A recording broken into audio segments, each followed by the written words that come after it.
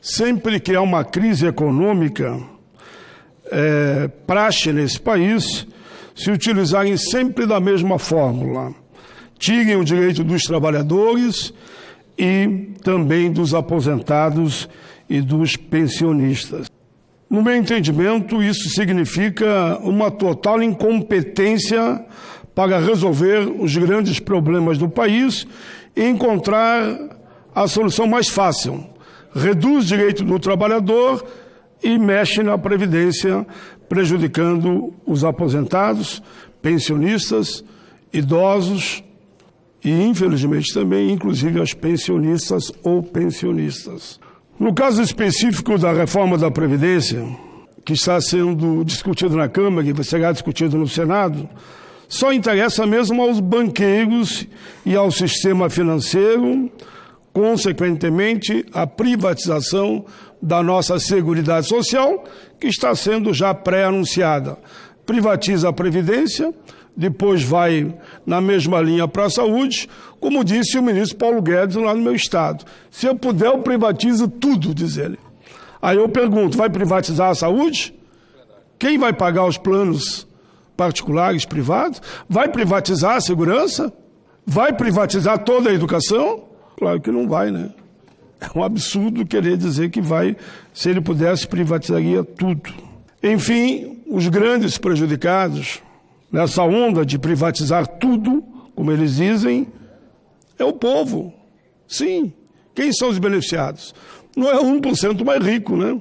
Que são donos e que avançarão ainda mais nas privatizações que forem feitas pelo governo.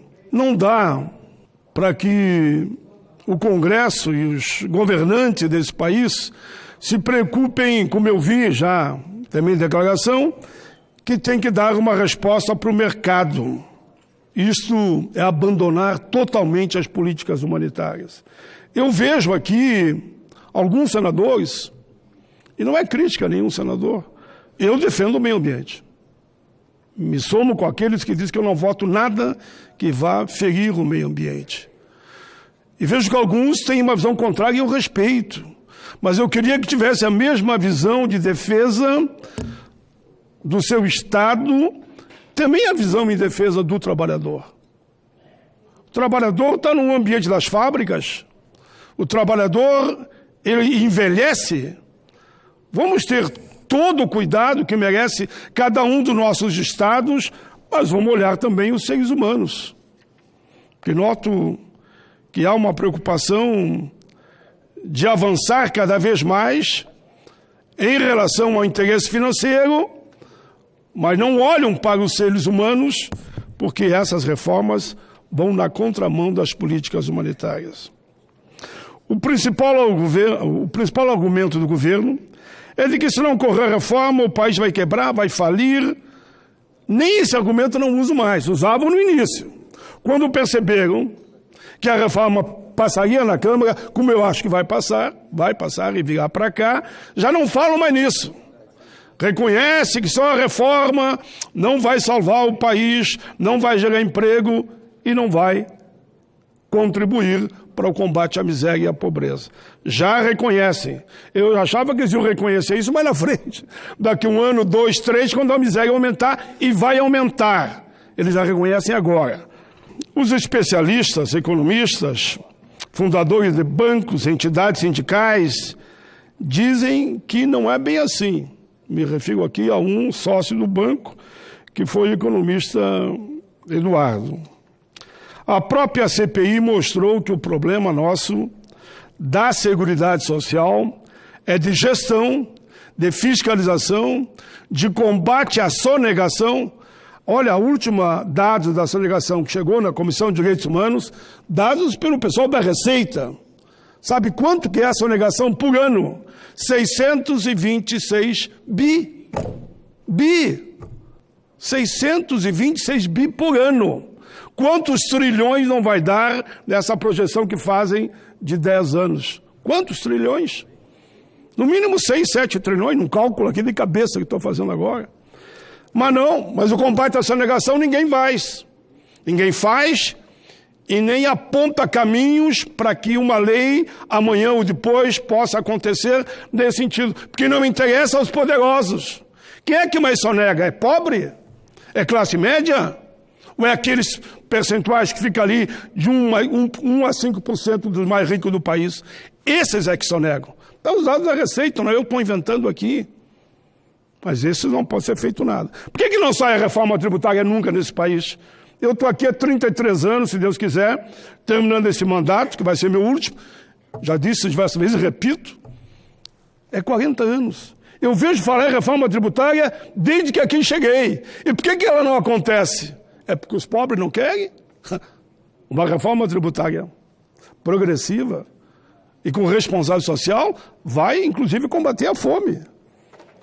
Que nós vamos principalmente cuidar dos bens de consumo direto da população, como alimentação. Mas não sai a reforma tributária. Eu não tenho esperança nenhuma que saia, confesso. Gostaria de ter a esperança que saia.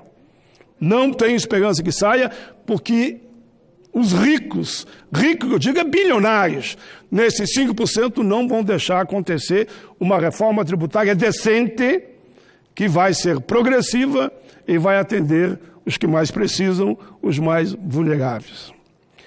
O que nós temos que fazer, repito aqui, é cobrar os grandes devedores, que dizem, como disseram na CPI, devo, não nego e não pago. Combater os sonegadores, acabar com os desvios e desonerações e dar um basta a essa forma, eu diria até hedionda, de tirar dos pobres para centralizar na mão dos 5% mais ricos do país. Se falar em auditoria da dívida pública, então, nossa, só uma auditoria da dívida pública, quero aqui elogiar a grande Fatorelli, que coordena esse movimento, mas não conseguiu. E ela vem peleando para a auditoria da dívida pública há muitos e muitos anos. Não é por causa desse ou aquele pontual governo, eu diria que é o governo que ganha. É porque os poderosos não deixam. Os poderosos não deixam. Como estão fazendo agora na reforma da Previdência. Eu vi hoje pela manhã, porque eu estive na comissão mista lá presidindo, sabe por que eu ouvi lá? De deputados. Pô, eu dizendo, mas felizmente segunda-feira não teve votação, né? É sinal que vocês fizeram uma obstrução. Sabe por que eles me disseram? Quem fez a obstrução é quem é favorável à reforma da Previdência. Eu digo, não entendi mais nada. É porque eu estava esperando a liberação daqueles 40 milhões, 10 milhões por ano para cada um. Como não foi liberado, olha, quem tem 400 votos no plenário, 379, né? Não vai ter para botar quórum só para contar a sessão? Não foram, porque estava esperando a liberação das verbas que não foram liberadas na expectativa deles. Não foi a oposição porque não deu quórum. A oposição estava lá, na dela. Mas eles se retiraram porque estavam esperando o dano que se recebe, ou seja, o correspondente aos 40 milhões. O que está se fazendo aqui não é uma reforma da Previdência. Se nós pararmos aqui, vamos ver o papel fundamental que a Seguridade cumpre nesse país. Olha, só alguns números. O INSS paga em torno de 33,7 milhões de benefícios. Atrasou um centavo algum dia? Nunca atrasou. Porque nunca teve déficit. Nós sabemos que não teve. Ou 10,1 milhões de aposentadoria por idade, só decifrando, 3,2 milhões por invalidez, 5,7 milhões por tempo de contribuição, 7,5 milhões por pensões por morte, 1,5 milhão por auxílio-doença, 4,5 milhões de aposentadoria pelo BPC, são 24 milhões de aposentadorias urbanas e 9 milhões no meio rural. Esses dados em ação de 2 anos atrás. Nunca atrasou um centavo. É porque não tem déficit. Tu acha que tivesse déficit, eles ficam ameaçando não fazer reforma agora, e porque não, os que ele tem eu não vou pagar. Já não tinham pago no longo da vida. No longo desses anos e anos, não pagam porque eles sabem que realmente não tem falta de dinheiro. Os benefícios pagos pelo INSS, na sua grande maioria, não passam de 2 salários mínimos. Quase 90%, 80 e poucos por cento, é quem ganha até 2 salários mínimos. E alguns, na cara dura, diz que estão combatendo os privilégios. Tem um artiguinho lá que ninguém fala. Eu só vou citar aqui e não vou entrar no detalhe. Sabe quanto é que é o chamado pedágio para o trabalhador que ganha 2 salários mínimos, ou 3, que seja? É de 100%. Sabe quanto é o pedágio? Aí é toda a classe política, é 30%. Ninguém fala isso. Para o povo, 100% de pedágio. Sabe o que é 100%? Para nem todos entendem. Está me faltando 5 anos. Eu vou para 10 anos. Agora, para a classe política no seu conjunto, que ela vem desde vereador, não, aí é só 30%. Não é 100%. Uma diferença de 70% favorável. Está lá escrito, está lá escrito. Está escrito na reforma e na hoje pela manhã. O texto aprovado em primeiro turno na Câmara dos Deputados, se aprovado no segundo turno, vai levar o nosso povo à miséria. Só vou citar aqui alguns desses últimos minutos. Número 1. Ele exclui pensão por morte inferior a 1 salário mínimo quando o pensionista tiver outra forma.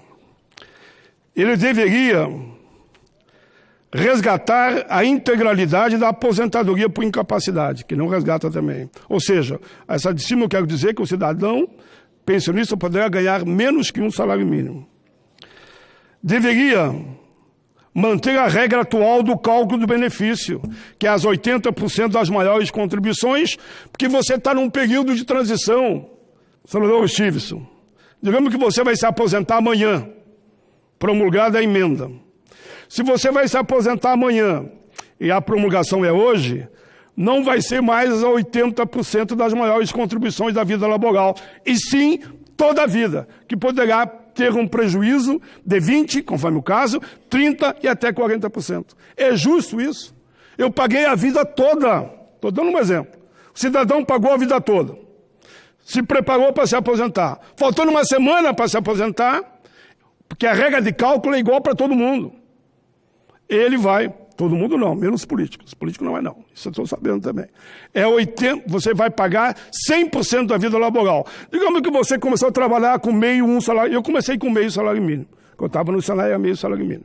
Se for toda a vida laboral, se basear no tempo que eu estava na fábrica, ia me dar o que? Um prejuízo aí, no mínimo 35%, o meu cálculo chegou a dar 40%. É justo isso? Por que não fizeram uma transição, pelo menos? Olha, quem já está no sistema, está próximo de se aposentar, que fosse 10 anos, vai se aposentar pela forma de cálculo atual. Porque isso é uma transição. Mas não tem transição nenhuma. Colocaram lá dentro daquela reforma, inclusive o BPC, porque o Supremo tinha decidido que não vai ser mais 1/4 do salário mínimo, botaram na Constituição que não, que é só 1/4 do salário mínimo. Trata o trabalhador de forma diferenciada. Rever, é obrigação nossa aqui, rever o tempo de contribuição. Porque não pode você vincular tempo de contribuição com idade nesses casos que eu vou falar aqui agora, e aí eu termino. A aposentadoria especial. A do lazer lá no estado tem mineiro. Cidadão é mineiro. Eles reconheceram lá na Câmara, corretamente, que é 15 anos de contribuição pode se aposentar. Só que botaram idade de 55. Então vamos pegar um exemplo típico. O camarada começou a ser mineiro com 20 anos. Com mais 15, que está lá na reforma. Ele chega a 35. Como é que ele vai chegar a 55? Ele vai ficar 20 anos sem receber 1 centavo. Porque o pulmão dele explodiu, estourou, ele está doente. Ele não vai receber nada. Vai ficar 20 anos. Não é recebendo 60%, que em alguns casos. Não é recebendo 50%, 60%, 70%. Fica sem receber nada. Se quer pegar um metalúrgico, é mais fácil. 25 anos, se aposenta. Começou a trabalhar com 20 mais 25, 45, só que daí é 60. Como é que ele vai chegar aos 60? Mais 15 anos fazendo o quê? Fazendo nada? Está tudo aqui na reforma isso. Então, no dia da votação, eu vou perguntar. Vou perguntar aqui para os senadores e senadoras. Vocês viram esse artigo tal que diz que quem é aposentado por invalidez não ganha mais o princípio da integralidade? Vocês viram que uma viúva, uma pensionista, poderá ganhar, se ela tiver um outro vencimento, até menos que um salário mínimo? Vocês viram que a média de emprego do brasileiro em 12 meses é 6,1. Dizem que é 5,1, eu vou passar para 6. Consequentemente, começou a trabalhar com 20. 40 anos de contribuição, se é 6 cada 12, a média do brasileiro.